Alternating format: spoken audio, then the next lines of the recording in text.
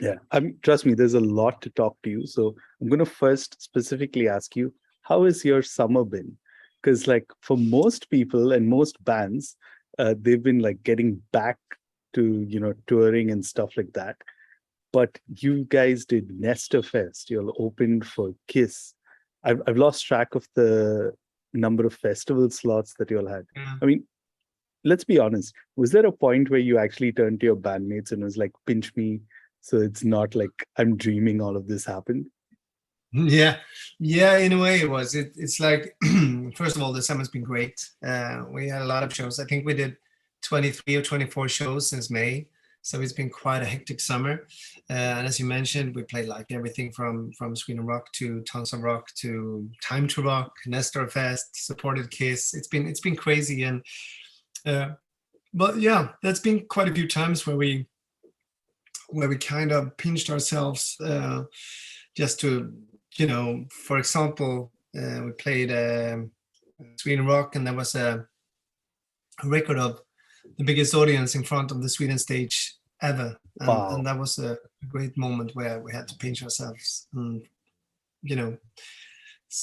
think to ourselves, like, is this really happening, or is it a joke in a way? No, but it's been a crazy summer, and But I must say, right, like as like I mentioned, like as someone who's been following you from the start, and at this point I have to give a huge shout out to Andy Dowling from the power metal band Lord, and also at the Andy Social podcast, because he was the one who kind of kept posting about you guys, and I was like, okay, let me give this a try. And I think it was like right at the time where, in 2020, I was looking for this kind of music, and I was looking to like music I kind of grew up with, familiar sounds. So like it just hit it at the right time. And in that year, actually, the album was one of my favorite albums of the year, because I just spent so much time listening. So, just coming back and speaking to you has just been so great. But take me back. I mean, I know for a lot of people, 2020 was not the best year creatively and in multiple different ways, right? But what was your expectations, or what were your thoughts when you guys put out the first couple of singles? Because I remember On the Run and then 1989 came out, right? And those are just the two singles. At that point, we didn't know anything else, right? No, but that's true. Now the thing was that I've always been into music, and Nestor, we started the band Nestor 1989 when we were just 40 and 15 years old. And then we kept going for a couple of years, and we kind of broke up the band, 95, I think, releasing a couple of EPs or whatever. And we never really broke up the band, but we took a pause, which ended. It was a long pause. It was like for, what was it, 24 years or something like that. But then when the pandemic hit the world, I was sitting at home. I've always been a songwriter and a producer, so I was just sitting home playing my piano, and I ended up playing. It might be some kind of, in hindsight, after construction, but I think because of the pandemic and the world, it was a kind of a rocky place. I kind of ended up playing songs from the 80s where I kind of felt safe, when the world was at your feet in a way. So I played these songs, everything from Whitesnake to Bon Jovi to Kiss to whatever. And then I just got this idea that wouldn't it be cool to just, put the band together again.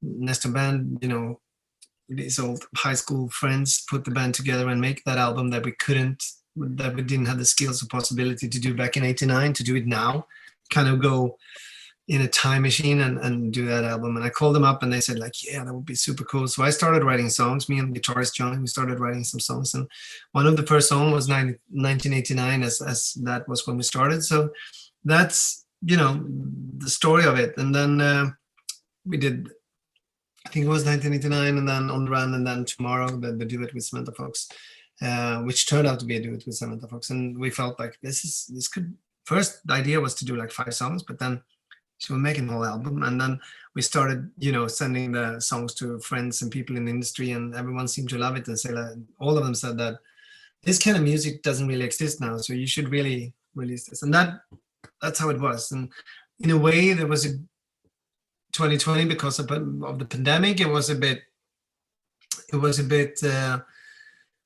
tough, of course, but for us, as we didn't have any plans to tour and play live, so it was kind of a good thing to do that album. It was everything was quiet, you know, the whole world was like on hold, so we had time really to and all of the guys in the band were working from home, so we had the chance to like swap files and ideas and stuff like that all around the clock, basically. So that's how it started, and then of course, as you know, we released the album in October 2020, 2021, right? And so much has changed if you think about it, right? I mean, like, technology changed. If this was even like 5-7 years ago, it would have been like very different to be exchanging files and things like that, right? But what was the initial thing? Because I want to understand, because I love how you said, like, you know, that entire time of 2020 where everyone was trying to figure out, right? Was there any ambition at all? Like, was there any thoughts beyond just, I mean, of course, I think both of us can agree that like opening for Kiss was like far from your thoughts. But no, we didn't really have any ambitions in that sense. I remember I told the guys when we did the video for On the Run, I said, like, wouldn't it just be nice to have like this 80s kind of video that we all could be proud of, that we could show our grandchildren in the, you know, in the future or whatever, and be really proud of.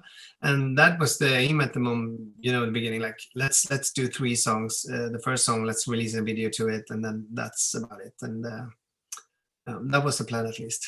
So no, we didn't have any ambitions to, you know, go to Miami or wherever, Mexico, wherever we've been, or we're touring the whole summer, supporting Kiss, do all that. Now we Grammy as well. No, we never thought that wasn't the ambition. But now it changed. Now we have like big plans for the next album. So we'll see. Wow. I'm going to hold that thought for a bit, right? Because I'm still kind of wrapping my head around just how you go from like reuniting your high school band, so to say, to doing a duet with Samantha Fox. What was that like? Like, please tell me it didn't start off like a cameo or something like that.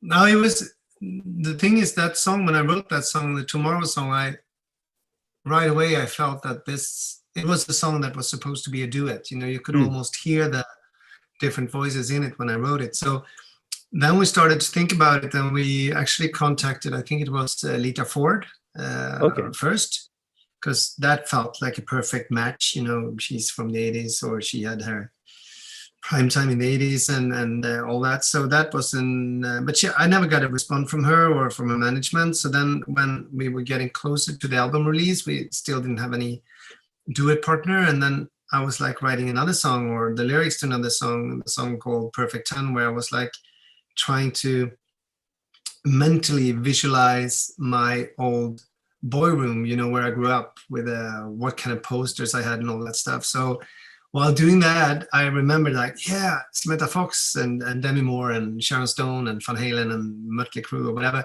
were on the walls there, and I just Samantha Fox.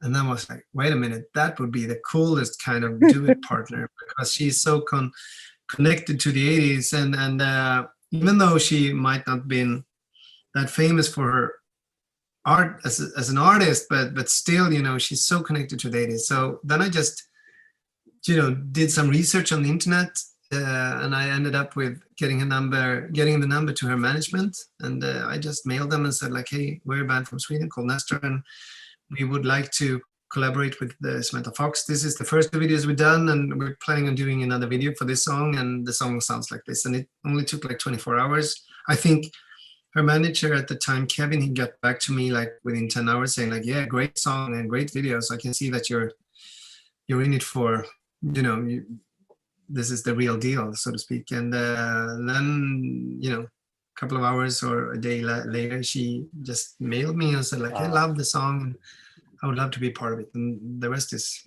kind of history in that sense.